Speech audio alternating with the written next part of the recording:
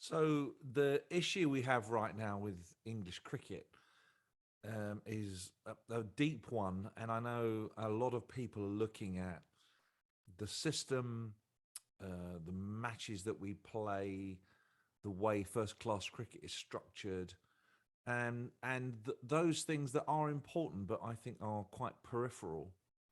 And what is clear is that the coaching a lot of these guys are getting is substandard for Test cricket. What I mean by that is they're not getting the help or advice they need, or will support them to becoming the best version possible at the highest levels. We've got some talented batters in English cricket. Of that, there is no doubt. Some fantastic players. But it isn't about the surfaces we play on, because sometimes you need to play on surfaces where you learn how to bat on them.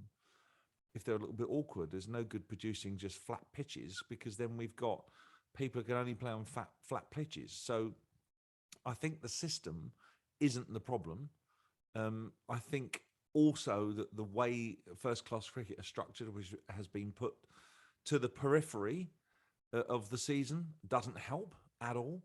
But these are secondary issues to the main issue, which is that whatever level you're at, you're trying to be the best version possible. And when these guys are getting found out technically at the highest levels, and it's fine for people to say, look, you shouldn't need help and support, but they do at that level. When they're getting found out, it's quite clear that they need the technical inputs, and they're not getting that technical help. If you're not getting it from county cricket, from county coaches, you're certainly not getting it from anywhere else, are you? Because you're not getting it up the food chain.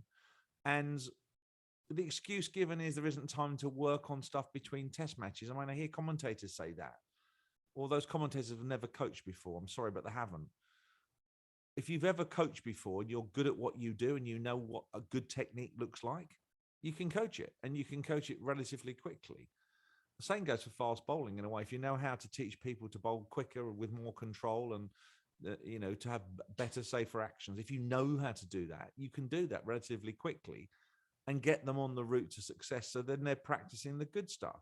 So with the batting, I see people rather than going back and across to off stump, I see them going straight back or standing on off stump, which doesn't make sense to me. Or they're playing alongside the ball rather than lining up and hitting it straight from where it came from, or playing with a straight bat through the line. Is it old-fashioned to talk about hitting through the V anymore, through mid-off and mid-on? Bash it back past the bowler or past mid-on. Why has the game changed that the original basics don't exist anymore? And for me, this is the biggest issue with English cricket: is the standard of cricket coaching is poor on batting. It was not any better on fast bowling, to be fair, but it's poor on batting. And it's indicative. If you go right back down through county age group, academy cricket, whatever these made up pathways are now called, you can just keep rearranging the deck chairs, can't you, on the Titanic? You're still going to get the same result. And coaching is now filled with people who have their badges, but it doesn't mean you can actually coach this stuff. I've been through the coaching system. I've got, I stopped doing it at level 3 because I didn't, from a fast bowling perspective, there was nothing else I wanted to learn from the ECB or coaching base that would assist me in my fast bowling quest. So I didn't pursue it past level 3 head coach. But even as high up as that, the paucity of technical coaching inputs from coach educators to coaches, it's embarrassing. People don't know how to construct an innings anymore. They say, work it out for yourself. They leave it to the batter.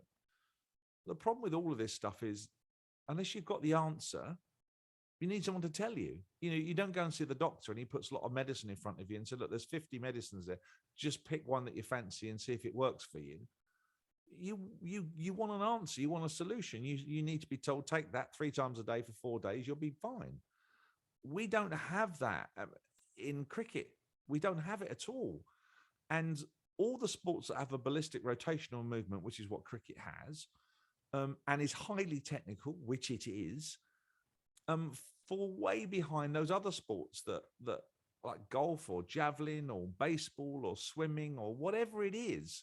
You're taught technically how to do the outcome. You're taught technically how to do it, and you perfect it and hone it and work on it. Yes, of course, you've got to be able to apply it under pressure, which is why you have to repeat it.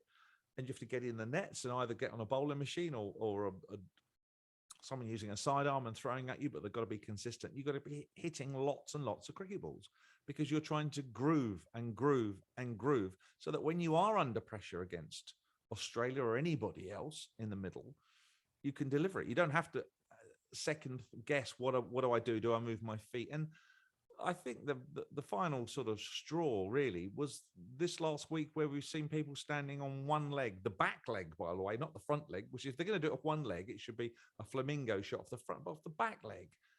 Just standing there throwing their hands at the ball without moving their feet. I mean, some of this stuff is pure nonsense. It really is. And just from a coaching perspective, we need to get this stuff sorted. I know England aren't ranked too badly in Test cricket. I understand that. But the way they're playing at the moment is indicative of how the coaching has gone. And the recent results over the last couple of years have papered over these cracks. And it's been this way for far too long, at least one generation, possibly two, of cricketers. We're moving so far away from the technical base, which is sound. But players like Jacques Kallis could play all three formats. Barbara Azam, Virat Kohli, Ricky Ponting. These guys can play all three formats. Sachin Tendulkar. Why? Because they had great technique. And we also confuse technique and style. When we see Steve Smith bat and say he's got a strange technique, he hasn't actually. He's got a great technique. It's just the way he does it. The style in which he does it is unique to him.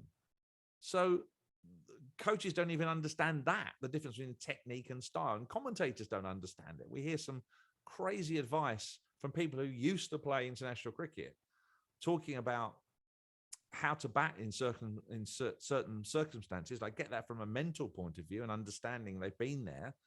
But just because you played international cricket doesn't mean you can coach it. It means you have an opinion on it. I understand it, but there's a massive disconnect in English cricket, and there always has been, between people being appointed into roles where they're not qualified to actually deliver the skills that the players need. Unfortunately, that's been the case. This is it's a sea change moment, if you like. This is a moment where we could take a step back and say the way to do this and the way to make sure that we are successful in the future is to get it right, bring the right people in, scrap the coach education system as it is, revamp all that, teach technique, and then rebuild for the new generation. Some of these guys in the current England side are very, very good cricketers, but they still need help and support. And ultimately, unless they're getting it, they'll continue to fail. There may be some odd incidents where they'll get 50 or 100 and we think it's fine. But the truth of this is, the reality of this is, the technical aspect of batting coaching has let us down badly, and you reap what you sow. And I'm afraid all this funky stuff that's coming in, the coach education department is all over the place. If you don't believe in technique or drills or repetition, you shouldn't be involved in sport. You can have variability and make it interesting, but you've got to teach the basic stuff and get people batting properly. And unless we do that, I think we've got a problem. So that's my 10 pence worth for what it's worth. As I said, we have similar issues in fast bowling, to be honest. On the technical side, we don't teach that either. But these are all issues that English cricket now has an opportunity to change. And I hope to God it can.